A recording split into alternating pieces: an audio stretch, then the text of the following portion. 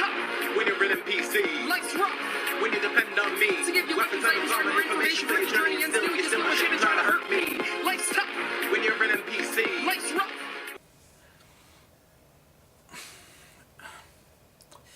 Do you ever read something and just kind of stare at it in utter confusion, wondering what was the person thinking writing this? Like, have you ever seen anything where you just stare at it dumbfounded, wondering how this gets made, who makes the decisions, and what series of events leads to me reading this thing? This is what this episode's Critter Miss is about. Lighthouse Role-Playing Systems is a non-game with what has to be one of the most boring titles I could ever think of that barely sells itself, or anything for that matter, for gamers. And honestly, the thing isn't really that big. It's only about 48 pages, but considering the material that's inside and reading through it, it's honestly like reading those 500-page ones that pop up from time to time. As a matter of fact, I would gladly read 20 of those in a row, non-stop, without food, sleep, or using the bathroom, than read these 48 pages again. But, you know, I'm getting ahead of myself. We haven't even really talked about what this game, or really non-game, is yet.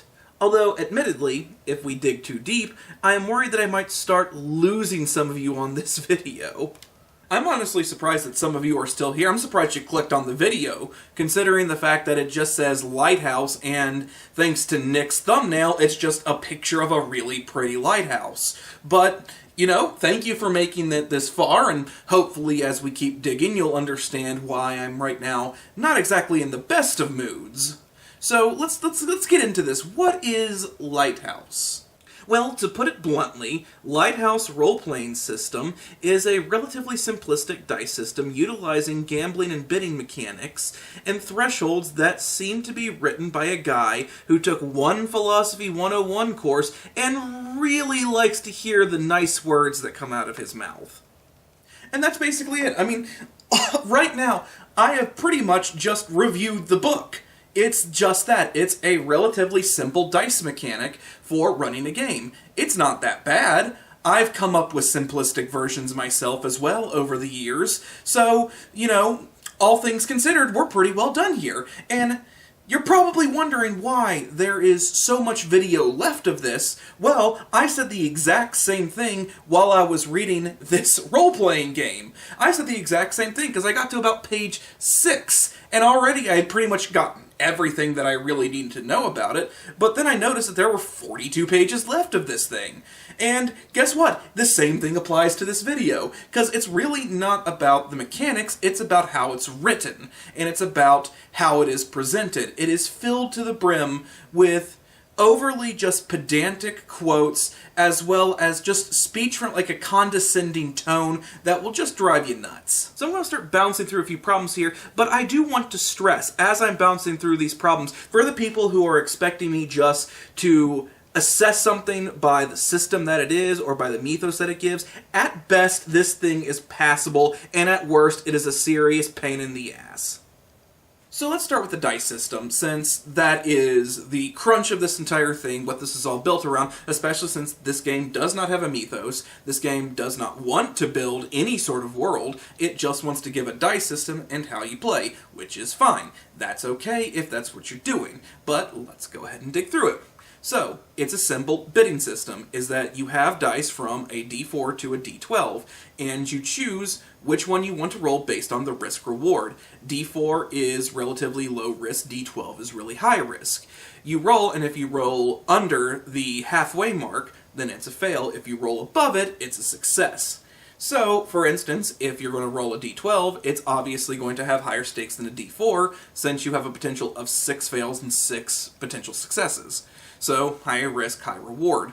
You also have a D20 that works in a very similar fashion. It is a very decent, simple dice system. Evens and odds also factor, and the storyteller, or in this case the game guide, is also bound by these rules. If the player rolls an even, then they get to dictate what happens. If they roll an odd, the guide gets to decide what happens. There are also some rules on how players die and accidental deaths never occur. And I mean, I'm even going to set aside my rant that I've had earlier that actual player death should still be something that should actually factor in whenever you are creating RPGs, but we're going to put that aside because really that's not that important for this video. So let's get into a little bit more of the character creation, which is also sort of textual, and it's very much works on your modifiers and things that you get to add to dice. So you have what's called a big thing, and a big thing is something about your character that's really big. It gives you a +5 modifier. You get a handful of medium things, so you get a +3 modifier, and then about 5 small things, which gives you a +1. You also have a set of different complications that can factor in as well, and those also can give negative modifiers to each of the dice rolls. It isn't what I would call great, but it is generally decent. I came up with a similar system myself whenever a couple of friends came over to play D&D, and we didn't have our entire party, so I made up some game on the fly using a variety of characters that we found in a board game. It's not a complex system, it's relatively easy to understand. So, now that I've actually gotten through that, and at least given some praise to this thing, let's start tearing this thing down. For starters, you might have noticed in the voiceovers like this that there are no photos or pictures except for the one Lighthouse image with the damn Henry Wadsworth Longfellow quote underneath it. That is because there is a whole section dedicated to why there isn't any artwork. Here it is, right here. Just to paraphrase why there isn't any artwork, because books don't have artwork. Novels and stories don't have artwork. Authors create images through their minds, and our dear writer wants us to know that too. Even though he acknowledges that it's a long-standing tradition that RPGs have copious amounts of artwork to, and I quote here, pad the page count, they do not allow the players to create their own pictures for themselves, and he wants you to create your own images whenever you play this game. Okay, first of all, you didn't know anybody who could actually do art, did you? Like, let's be honest here. The real reason that's there is because you didn't have anybody to do any artwork, and you wanted to make up some bullshit in order to actually justify why there's nothing but text here. But hold on, let me tear this whole thing down, because I talked about this in other videos, how important artwork is. Artwork is extremely important in RPGs, because you only typically have a few pages of text about your mythos to actually get people invested in the game, and also to kind of build a picture in their head. This is not a novel. This is not that type of story. This is essentially an instruction manual on how to run a game. So you need artwork. You need artwork to help people frame what they have in their head or what they can expect. No, it's not to pad out page count, which, are you in, like, college? Are you like an undergrad in college where, like, you got an assignment that has to be 15 pages long, so you throw in a couple of extra words and whatnot to get to 15 pages and bullshit your way through it? Because that's the only time when page count should really factor in. All things considered, you add as much as you need for an RPG, and then you put artwork in to give people a visual to kind of help them ground what their own images are. Yes, a lot of people can read through the instruction manual and get vivid ideas and pictures in their heads of the world that is being painted to them. However, some people can't, and they really need those visual aids that you're denying them because for whatever reason you think this is just how the world should work. And then, funny that you should also talk about that too, because you don't give a world. You have no world to build upon. So I can at least understand if that's why you didn't have any artwork, or if you never had this page in here.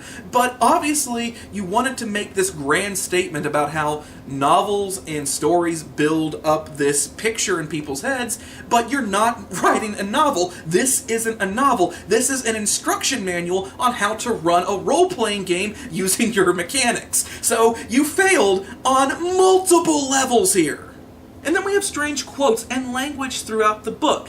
Some of these various quotes include the aforementioned Longfellow, a quote from William Shakespeare, and language that comes across as overly wordy, pedantic, and needlessly filled with large words that is, for no other reason that I can see than to show the world that you have a mastery of the English language and you want to show everyone that you're better than them. I mean, honestly, like, what all of this writing comes across as, to me, is that really irritating friend that took, like, one philosophy course and maybe read Karl Marx or Louis Althusser or, Thoreau one time, or maybe two times, and suddenly likes to tout their intellectual superiority over the lay people. It comes across as just someone who doesn't want to actually write something good, they want to write something to prove how big their literary dick is. Here's the thing. Typically speaking, I don't tend to play this card. I try to keep my professional life and my YouTube life separate, with only occasional mentions of why videos are slow to come out. But since we are in this territory, let's do this. I'm currently working on completing my PhD, and plan to work in academia once it is complete. So in other words, I plan to work in colleges and try to be the best in my field. One of the first damn things you learn on day one of graduate school is that you write to your audience. You do not present your work at a conference in the same way that you talk about it on television. You do not write a peer-reviewed journal article the same way you write an opinion editorial for a newspaper. This is clearly a person who has no idea how to write to an audience that would read his RPGs and feels free to insult them whenever he gets the chance by trying to tout his intellectual superiority in very condescending tone with each passing paragraph. Instead, what this person really wants to do is to satisfy themselves. To say, yes, look how smart I am. I can use these words and these quotes to show everyone just how smart I am. This is nothing more than 48 pages of a dude jerking off. This is nothing more than 48 pages of a dude jerking himself to thinking of how smart he sounds, and I'm willing to bet, even if he ever watches this video, he is going to be pissed at me and still just stick his nose up in the air and say, whatever the critics say, I know I made a masterpiece.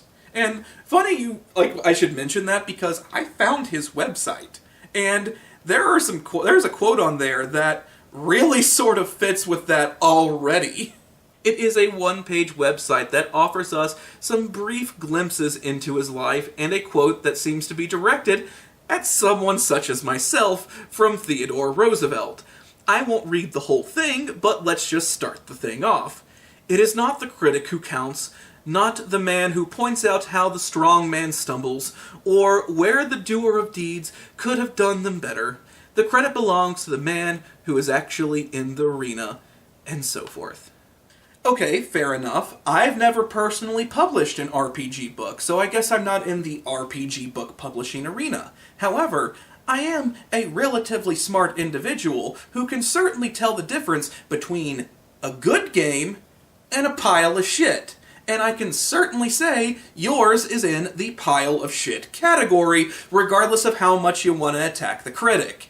You know what? How you could stop that? By making a better game instead of writing a quote out trying to justify the existence of your work.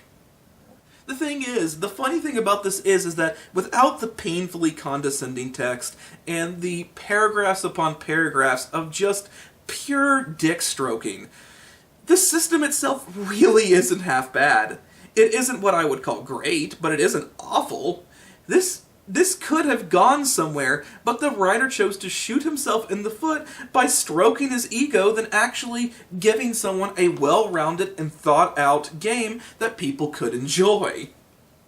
This game gets a miss, and I'm going to say this with no hyperbole, that it ranks up there with some of the worst games that I've ever reviewed. Right up there with the Hot Chicks game, Antarete Kunst, and all points in between. And the funny thing is that I know a lot of people out there are going to be like, really? You just said that the system was okay, and that's kind of the most important part of games. Well, yes, but I have always said that a game needs to be very well-rounded. It needs to have pretty pictures. It needs to have well-written dialogue. It needs to have everything. And the thing is that this thing gets like a C+ on the system, and then gets solid, very low Fs throughout everything else. So, regardless of one good grade, the overall total is definitely far deep in the red, and it will still remain one of the worst things that I have ever read. Thank you all so much for watching. Please like and subscribe for more, and hopefully, whenever we come back next, I won't be talking about something like this. Thank you all. Good night.